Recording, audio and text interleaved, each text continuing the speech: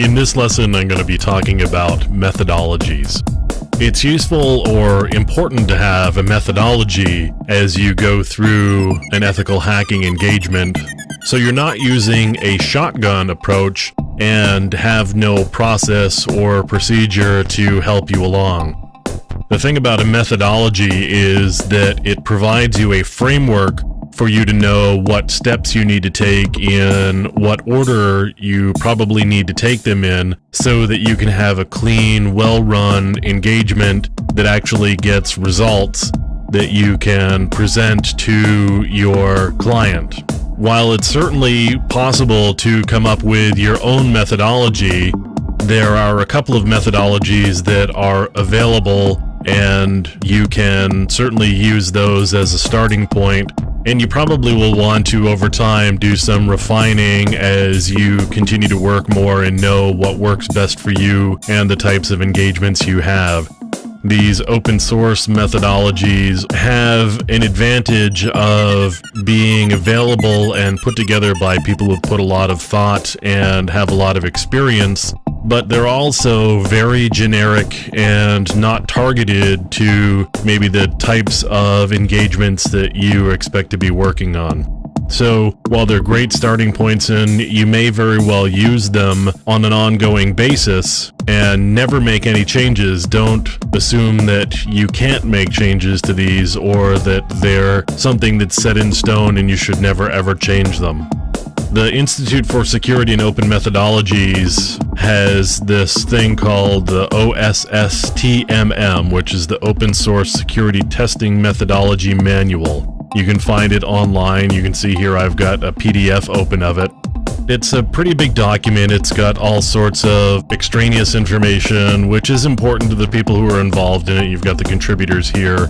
And it takes several pages before we get down into the actual meat of the document, but let's take a quick skim through the table of contents. Section A is information security, and they talk about doing a competitive intelligence review and a privacy review and just document grinding. And document grinding is getting architecture documents and policies and procedures and any sort of documentation that you can get from your client or your target, and just digging through it to see what you can find and what you can learn. Section B is about process security. It talks about risk assessment values, and they talk about request testing and guided suggestion testing and trusted persons testing, and those are three different types of testing that they have guidance around.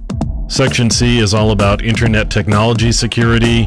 Again, they talk about risk assessment values, and the modules for this particular section include logistics and controls, network surveying, competitive intelligence review, privacy review, the document grinding, vulnerability research and verification, internet application testing, which would be probably web applications, although it may include just network-facing applications, routing, trusted systems testing, access control testing, intrusion detection system testing, containment measures testing, password cracking, denial of service, security policy review.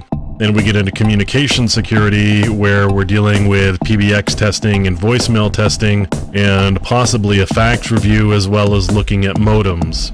There's a section for wireless security, and we talk about the different types of wireless networks, including Bluetooth and wireless input devices and handheld security, cordless communications, and there's also sections for RFID and infrared systems testing.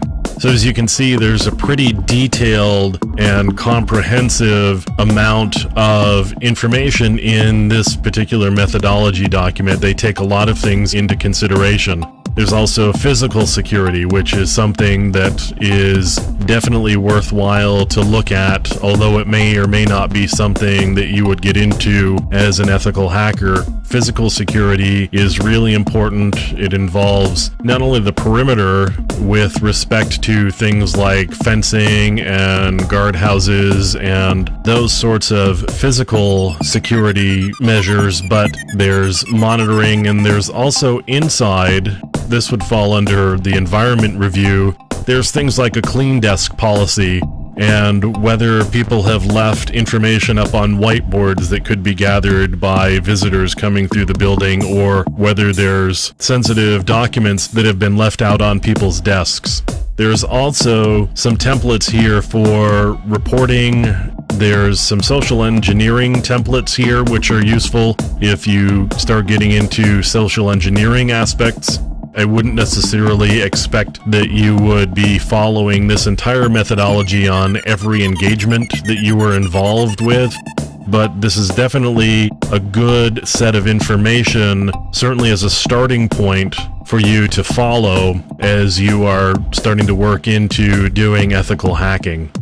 Another methodology here is from the OISSG, and this is a penetration testing methodology. You can see here they've got a wiki set up and some similar sorts of things, although this is more targeted at an actual penetration test, where the other one is more geared towards something that's closer to a security assessment, where you're assessing the entire risk posture of the organization and you're doing a full round of security testing. This methodology is more targeted at, I just want to see if I can break in, and what you would do to do the penetration and how you would handle that, as well as getting out and covering your tracks, and also cleaning up and destroying any artifacts from your test.